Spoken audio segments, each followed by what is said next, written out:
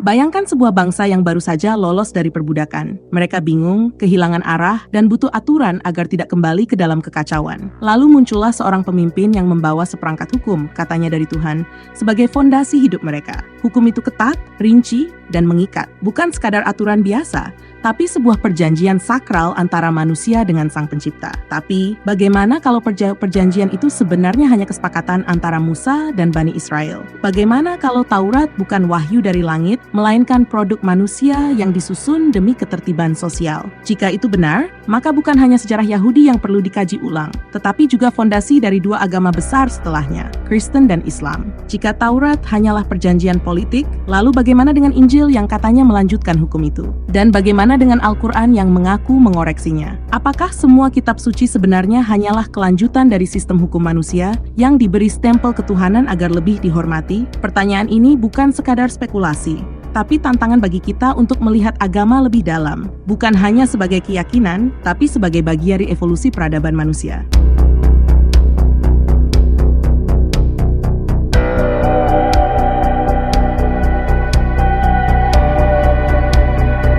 Sejarah selalu ditulis oleh mereka yang berkuasa, dan hukum seringkali lahir bukan dari wahyu, tapi dari kebutuhan untuk bertahan. Begitu juga dengan Taurat, hukum yang dikatakan turun dari langit, tapi jejaknya terlalu manusiawi untuk diabaikan. Bayangkan Musa berdiri di hadapan Bani Israel yang baru saja lolos dari Mesir. Mereka bukan bangsa yang tertata, bukan kaum yang siap menjalani hidup bebas. Mereka adalah kumpulan orang yang terbiasa diperintah, yang baru saja kehilangan penguasa, dan kini butuh pemimpin baru. Dan Musa, dengan karisma dan otoritasnya, memberi mereka hukum, tapi bukan sekadar aturan, dia menyebutnya sebagai perjanjian dengan Tuhan. Disinilah letak pertanyaannya, apakah Taurat benar-benar diturunkan dari langit, ataukah ini hanya cara Musa untuk menertibkan rakyatnya? Sejarah menunjukkan bahwa hukum-hukum seperti mata keganti mata bukan sesuatu yang unik dalam Taurat. Babilonia sudah mengenalnya dalam Kode Hammurabi. Bangsa Het, Asyur, dan Mesir punya aturan serupa. Lalu jika konsepnya sudah ada sebelumnya, di mana letak wahyunya? Ada teori bahwa Taurat sebenarnya bukan ditulis oleh Musa, tapi merupakan hasil penyusunan ulang di era yang jauh lebih belakangan. Hipotesis dokumenter menyebut bahwa Taurat berasal dari beberapa sumber berbeda, ditulis, diedit, dan disesuaikan untuk kepentingan politik dan keagamaan. Satu sumber menekankan Tuhan yang bersifat personal, satu lagi menggambarkannya sebagai sosok yang jauh dan tak terjangkau. Ada yang menekankan hukum-hukum ritual, ada pula yang lebih politis. Semua ini menunjukkan bahwa Taurat bukan monolit dari langit, melainkan mozaik yang disusun oleh tangan manusia. Lalu jika hukum itu memang hasil dari perjanjian manusia, di mana posisi Tuhan dalam narasi ini? Mungkin dia hanya menjadi simbol otoritas yang dipinjam oleh Musa untuk meneguhkan kekuasaannya. Tidak jauh berbeda dengan bagaimana raja-raja kuno mengklaim mendapat mandat ilahi. Bukan berarti Musa menipu, tapi dia mungkin memahami satu hal yang juga disadari oleh banyak pemimpin sepanjang sejarah. Manusia lebih patuh pada hukum yang mereka anggap sakral. Jika benar Taurat hanyalah perjanjian sosial, maka ini mengubah cara kita memandang seluruh bangunan keagamaan yang lahir setelahnya. Sebab jika fondasi awalnya saja dibangun atas kesepakatan manusia, bagaimana dengan bangunan yang berdiri di atasnya?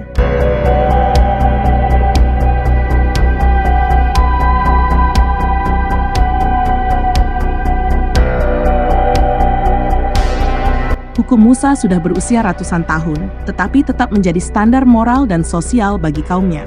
Namun, ada satu masalah besar. Hukum itu kaku, terlalu banyak aturan, terlalu banyak ritual, terlalu mengekang kehidupan. Orang-orang Farisi, kaum agamawan yang menguasai tafsir Taurat, menjalankan hukum dengan ketat, bahkan hingga ke detail yang membebani kehidupan sehari-hari. Dalam situasi seperti itu, Yesus muncul sebagai sosok yang mengguncang tradisi. Dia tidak datang untuk membuang Taurat, katanya, tetapi untuk menggenapinya. Tapi apa artinya menggenapi? Jika Taurat adalah perjanjian sosial yang dibuat Musa untuk menertibkan Bani Israel, apakah Yesus datang untuk memperbarui perjanjian itu? Ataukah dia justru mencoba melepaskan orang-orang dari aturan yang sudah kehilangan relevansinya? Salah satu hal paling mencolok dalam ajaran Yesus adalah bagaimana dia menempatkan hukum lebih rendah daripada kasih sayang dan kebijaksanaan. Saat orang Farisi mengutuk mereka yang bekerja pada hari Sabat, Yesus membela mereka. Ketika seorang wanita tertangkap basah berzina dan dihadapkan untuk dirajam sesuai hukum Musa, Yesus tidak langsung mendukung hukuman itu, tetapi justru menantang siapa saja yang merasa dirinya tanpa dosa untuk melempar batu pertama. Jika Taurat benar-benar hukum Tuhan, mengapa Yesus begitu sering terlihat membenturkannya dengan nilai-nilai baru yang lebih manusiawi?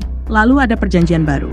nama yang secara tidak langsung menyiratkan bahwa ada perjanjian lama yang harus diperbarui. Ini menarik. Karena kalau Taurat sejak awal hanyalah kesepakatan manusia, maka Injil bisa dilihat sebagai versi revisi dari perjanjian sosial yang lebih lama. Seolah-olah Yesus berkata, dulu kalian hidup di bawah hukum Musa, tapi sekarang aku datang dengan sesuatu yang lebih tinggi. Tapi lebih tinggi dalam hal apa? Di satu sisi, Injil menawarkan sesuatu yang lebih fleksibel. Tidak ada lagi aturan tentang makanan haram atau hukum rajam yang ketat. Tapi di sisi lain, Injil tetap melanjutkan konsep otoritas ilahi. Jika Musa mengklaim mendapat hukum dari Tuhan untuk menertibkan kaumnya, Yesus membawa konsep baru, keselamatan dan kerajaan Tuhan. Dengan kata lain, perjanjiannya mungkin berubah, tetapi pola dasarnya tetap sama. Otoritas tetap berasal dari langit, hanya saja bentuknya tidak lagi berupa hukum kaku, melainkan ajaran moral dan spiritual. Pertanyaannya sekarang, jika Injil adalah kelanjutan dari sebuah perjanjian sosial, apakah ini berarti ajaran Yesus juga lahir dari kebutuhan manusia, bukan dari wahyu? Jika Musa menggunakan hukum untuk membentuk masyarakatnya, apakah Yesus menggunakan ajaran kasih dan keselamatan untuk merespons kondisi sosial pada zamannya? Jika Taurat bisa dipertanyakan keilahiannya, apakah Injil juga harus dipertanyakan dari sudut pandang yang sama? Dan jika benar bahwa Yesus datang bukan untuk mengubah hukum Tuhan, tetapi hanya untuk menyesuaikannya dengan zaman, maka ini membuka pertanyaan yang lebih besar. Apakah setiap agama hanya kelanjutan dari reformasi sosial sebelumnya? Jika begitu, bagaimana dengan Islam yang muncul beberapa abad setelahnya?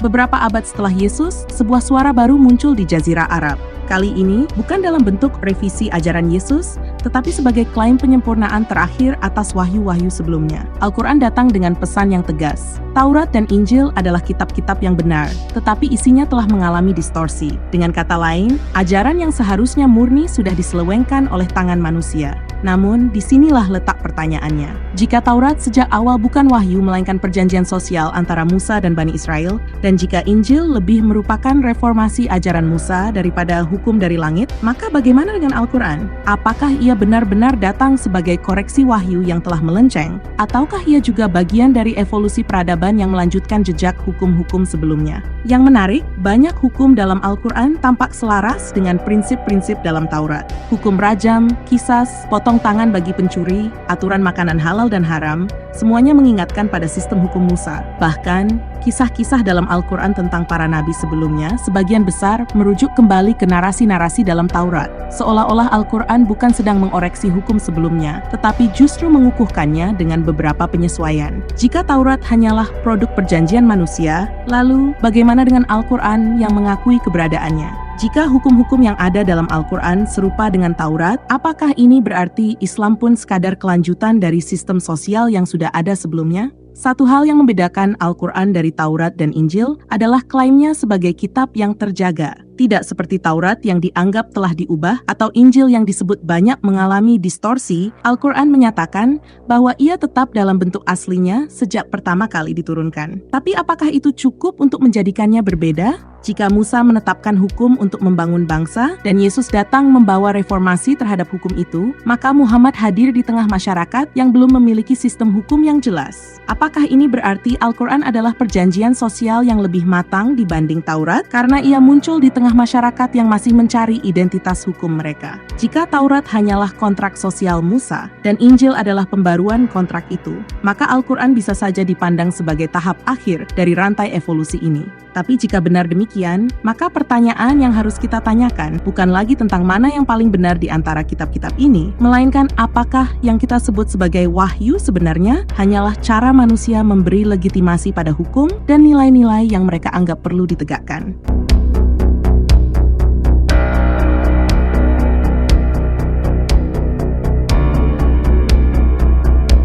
Setelah menelusuri jejak Taurat, Injil, dan Al-Quran, kita sampai pada pertanyaan besar. Apakah ketiganya benar-benar berasal dari Tuhan, ataukah mereka hanyalah bagian dari evolusi hukum dan keyakinan manusia? Dari sini, setidaknya ada 3 kemungkinan besar yang bisa kita pertimbangkan. Kemungkinan pertama, Ketiga kitab ini memang merupakan wahyu dari Tuhan, tetapi dalam bentuk yang berbeda sesuai dengan konteks zamannya. Taurat sebagai hukum bagi bangsa yang baru merdeka, Injil sebagai reformasi moral bagi mereka yang sudah lelah dengan hukum yang terlalu kaku, dan Al-Quran sebagai sistem yang lebih komprehensif untuk membentuk masyarakat baru di Jazirah Arab. Jika ini benar, maka agama-agama besar dunia sebenarnya adalah episode-episode dalam satu cerita panjang tentang hubungan manusia dengan Tuhan.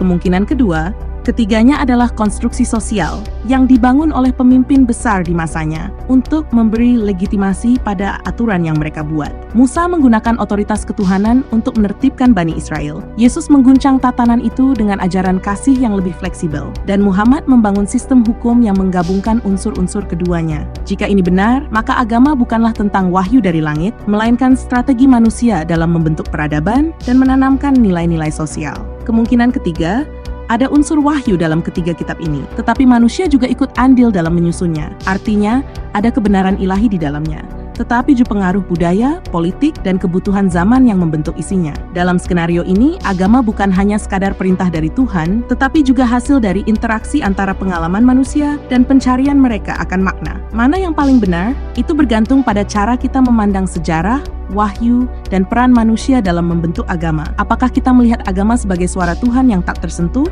atau sebagai pantulan dari perjalanan panjang manusia dalam memahami hidup? Pada akhirnya, pertanyaan ini bukan sekadar tentang kitab-kitab suci, tetapi tentang mana kita memahami realitas di sekitar kita. Apakah kita melihat hukum dan moral sebagai sesuatu yang datang dari langit, atau sebagai hasil dari perjalanan panjang manusia dalam mencari ketertiban dan makna?